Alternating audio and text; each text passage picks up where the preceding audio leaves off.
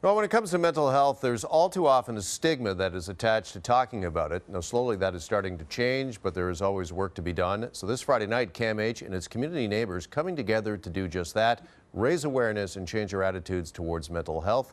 Joining me now is psychologist Dr. Katy Kamkar and one of the fundraisers for the event, Chris Call. Welcome to you both. Nice to see you. Thank you for having me. Thank you. Dr. Kamkar, let me start with you. Just how big of an issue is mental health here in Canada?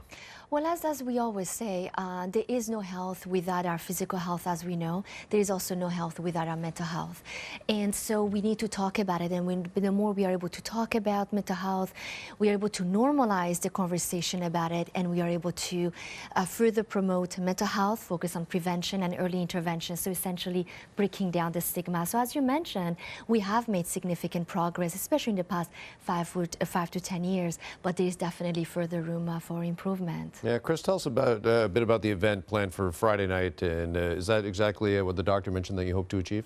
Yeah, absolutely. It's just to raise awareness around the 1 in 5 Canadians that are currently suffering with mental health, and we're hoping just to break that stigma down. And so I talk about my story about with it all and my struggles with mental health and addiction, just to break that stigma down so people feel more comfortable discussing it. Did you feel that stigma personally? Was it hard to talk about it? Yeah, absolutely. Like when I was 21 years old, my father took his own life after a battle with Huntington's disease, and I wasn't emotionally or mentally or just I just wasn't able to manage the loss in any productive way. So I started using opioids, and it took me 8 years beginning to end. Just I used it as a coping mechanism, and then I figured out, then I cleaned up, and I wanted to go out and show people. I rode a bicycle across Canada twice in the last 3 years just to share my story, but help people feel more comfortable with them sharing theirs. Yeah, doctor, why do you think there is such a stigma attached to people acknowledging mental health problems or difficulties?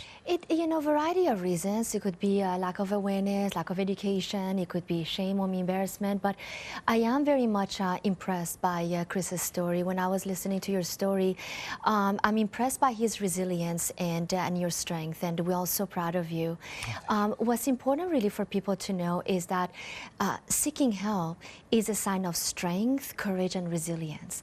So by all of us working together, and definitely with the wonderful work that Chris is doing, this is how we will see change coming. Yeah, Chris, let me ask you, what is the hardest step? What advice do you have for people that might be watching and are suffering with a mental difficulty or illness right now?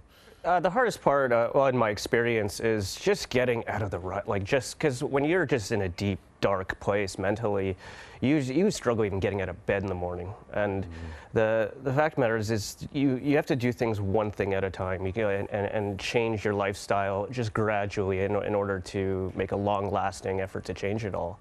And I understand how difficult and debilitating depression can be, but I wanted to show people that you can come back from it no matter how difficult the circumstances. Yeah. Doctor, let me ask you finally, because we've done stories in the past about police. They actually want to see a more proactive approach to mental health because they say that would help them, because unfortunately a lot of people that are on the street suffer from mental health and such. Do we need more resources targeted towards mental health? Well, we always need more resources, right? We need more resources and more funds, and that's why the fantastic fundraising event from CAMH One Brave Night, it's very much needed to raise funds for the resources and services needed, and then also again to further combat the stigma. And then also, as Chris mentioned, 1 in 5 individuals. So every single person is affected by mental illness, whether directly or indirectly. So we all in it together. All right, it's an important night, a big night. CAMH's One Brave Night happens this Friday, April the 7th. Dr. Katy Kamkar and Chris Call, thank you both for being here. Thank you so much for having me. Thank you so much.